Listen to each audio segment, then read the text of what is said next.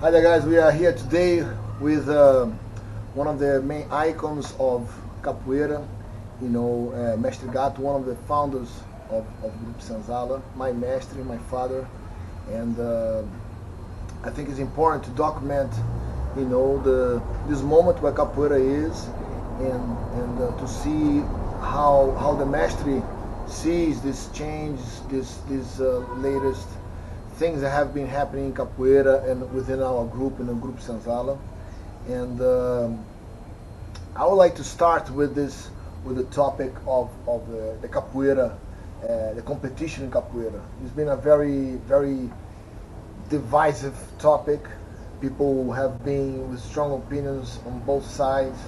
We had the Red Bull Paranauê championships here in Brazil. We had the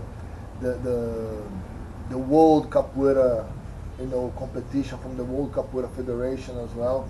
That took a lot of mestres, very well-known mestres taking part. So I would like to, because also our group, in a way, in the past, it has benefited in a way from Capoeira competition. I'd like to hear your take on this. Yeah. Well, Capoeira has many elements which together which produce Capoeira. So one element is like a martial art, competition, I would say playful, and like street theater. So all those elements together make Capoeira. If you isolate or make it stronger, one of those elements, you in a certain way decrease the Capoeira meaning. Yeah, but sorry, but when you mean competition, you mean the competition of you against the other one, like this kind of the game. Yeah, you don't mean competition. Not only this, but the idea to compete to win, because it's present in Capoeira, but sometimes at the same time you need to cooperate, maybe. Yeah, you need to cooperate. You need to sometimes you want just to do like to vadiar. Yeah, fool around. To fool around, to make it playful, and to have fun, and all together produce Capoeira. So that's the subjectiveness of Capoeira. So it's important to keep this, in terms of environment. It's a camarada meeting, So people used to gather together to have fun, at the same time to fight a little bit, because fighting was a part of their fun, Yeah. So it's nice how Capoeira does this, It's not written like in black white, something that you feel subtle. Yeah, it's subtle. So when you organize a competition or you organize just a demonstration, normally you are isolated. A little bit. Yeah, a little bit. Yeah. So the idea, I'm not against the competition, but it's not it should be not the main thing in terms of development or in terms of encouraging Capoeira. I would say that in a competition, you should emphasize the rituals of the ritual of the game, or the winners should be the people who put together all the elements of Capoeira. Because I think then the question becomes: should Capoeira fit around an idea of what a competition should be, or the other way around? Should the idea of competition adapt to what Capoeira is? Not make. Sure, because it's like a painting festival. You have sometimes like a competition. The best prize, the best painting. The best painting, But how you judge is normally artists who judge, Yeah. and give the best Yeah. for that work. That Yeah. you know that Because thinking.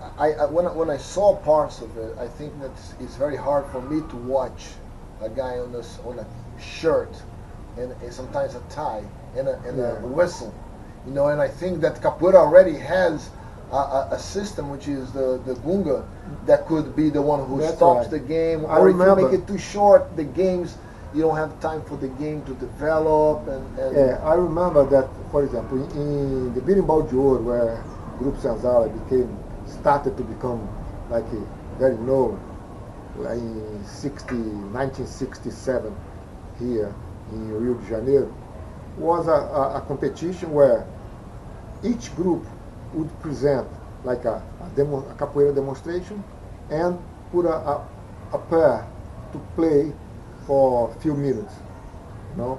And then there was a committee where they would judge the ritual, the tradition, the style, the things like this, and give the best point for the but there were group. also different categories, right? You had like a group thing, you had a pair thing, you know? No, it was just a pair. There was a group and a pair, but the weight. Individual plays? No, not individual plays. The bigger weight was for the pair. You know.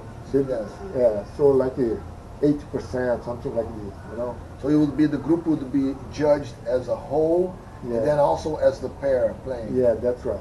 So that was Berimbau de Ouro. berimbau de Ouro. But later on, in 75, the Capoeira Confederation, at that time I think was still the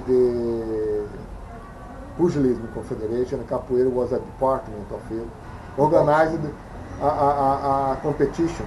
But this competition was through points. If you touch the other one with this or that, some things were forbidden, you could not touch the face. Yeah, that's right. You know? Then people would move differently. Yeah. So in that competition, I remember that we in Group Senzala, we didn't want, but at the end, we joined just to have a presence there. A presence and to have a position through experience. Yes. And so we had this experience and we found that wasn't good. So we pulled out of that, you know. But later on, in the student games, JEBS. JEBS, Yeah. You were a referee there. Yeah? I was a referee together with people like Paulo dos Anjos, João Pequeno, Peixinho, you know. And I remember it was different because now, I mean, that time, each player should play like in 3 different rhythms, you know, and he should play according to the rhythm. And then you'd give a grade between 0 and 10 or 0 and 5, I don't remember now, but we would give a grade for that pair for each one. Yeah. The B player and the A player. Yeah. So I'll judge a good game or a bad game, or the guy just want to kick the other one, not to don't play in the right rhythm. You know, there will be one game each, or there will be more than one game to judge a player? No, the player should play 3 different rhythms. Okay. So they'll play one rhythm and later on another rhythm, later on another rhythm. You know, Yeah. normally like say, Angola, São Bento Grande, de Angola, São Bento Grande regional. Yeah. I can't remember now how was it, or jogo de dentro, I don't know. But anyway, and that made the best, the winners were already the best players, the best capoeiristas, you know. But again, it was there was the presence, the idea was to win. It's not to play capoeira. Yeah. So it takes a little bit out. Yeah. So I think if you organize events like this, could be good for capoeira as well. Yeah, because it's a way to promote. To promote capoeira, to grab the attention of people. And I think it's also a good opportunity to educate people. Yeah, you know that right. you can start a competition and you can mention, look, the gunga has this role and Yeah. it's how it is. The guy have to listen to the In berimbau. the spirit games where each representation, Yeah. each state, each team would need to present like a research on capoeira as well, okay. you know, or music. I don't remember very well, but was something like this. So it's nice. Yeah. And now with the ONU statement. UN statement. About the capoeira as a like intangible patrimony. Yeah, immaterial, right? Immaterial, yeah, but the translation for English would be intangible. Fancy word. Humanity patrimony. Okay. You know, we need to preserve the foundings of capoeira. This tradition so we need to do this, and I think capoeira should go in this way, you know, with stronger researches and the groups trying to establish like the right environment, you know. Keep a tradition to the not forget the roots, not become, because I think you cannot forget where capoeira came from, you know, from the idea of slavery, of oppression, of trying to resist, you know, the whole concept of the system who has changed. There's no more slavery, but it has evolved. Yeah, that's right. I think that's very important, and because there's a lot of purists who says, oh, this is bringing capitalism into capoeira. No, I don't think so. I think, of course, you need to be flexible to keep if people start to do like you said, the judge with tie and so you break the environment. Yeah, it becomes something. Yeah, because I think the logistics of having, say, a massive competition is that how would you do it? You know, would you have many rodas? A bateria for every roda, and then if you don't have the bateria, you don't have the roda, you break it up. So these are questions that it involves a much bigger infrastructure, you know, but also it means that you value more the game, and it's not, you know, I think if you teach capoeira and you charge for capoeira for classes, you are, you know, you're a capitalist. You are not a capitalist. No, but it's not like you're giving it for free, you know. Yeah, but it's a way to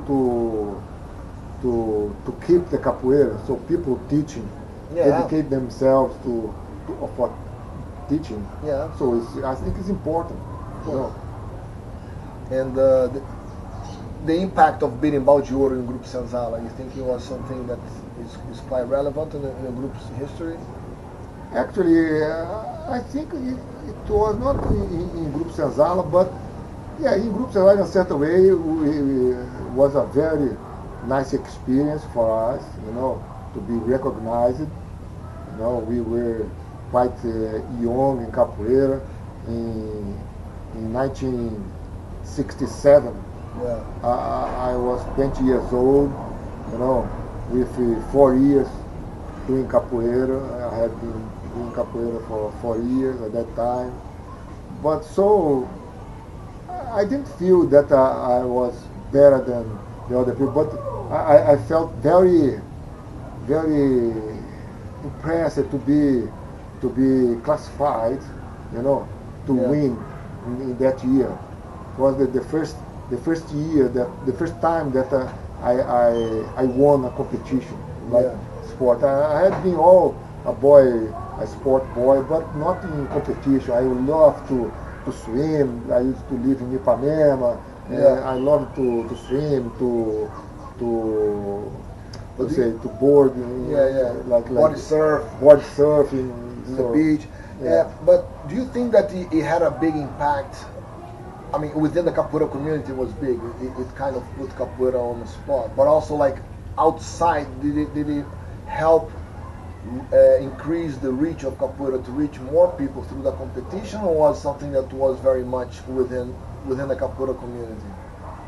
I think it was both, because after that, I remember, or more or less the same time, we organized in Group Senzala, we organized a show with capoeira and other Brazilian dance, folk dance like maculelê, puxada de rede, in the theater. We stayed in the Teatro Opinião for 3 months, you know, in 1968. At the same time, we did we performed with Tatiana Lescova in the Theatre Municipal. So you helped. You think that in the competition helped? Yeah, in a certain way, yeah. Okay. And we were called to do like demonstrations in TV programs like Bibi Ferreira. So it helped put you more. Yeah. Well, and all good. together, one helped the other one, you know. Yeah. But that's it, guys. I think it's a good debate to start. I think the capoeira needs to have this conversation more often, you know. And I'd like to know what you guys think. So let us know. Yeah. And it's important that the capoeiras, mainly the capoeira mestres, should be relaxed as capoeiristas, not like very like these posh people, you know, and like using whistles and this kind of thing. That should be more natural, like in the old times. Okay. So that's it. There you have the Mestre Gato's approach on it. Any comments, any ideas, let us know. It will be a pleasure to take your insight on it. Valeu, axé. Axé.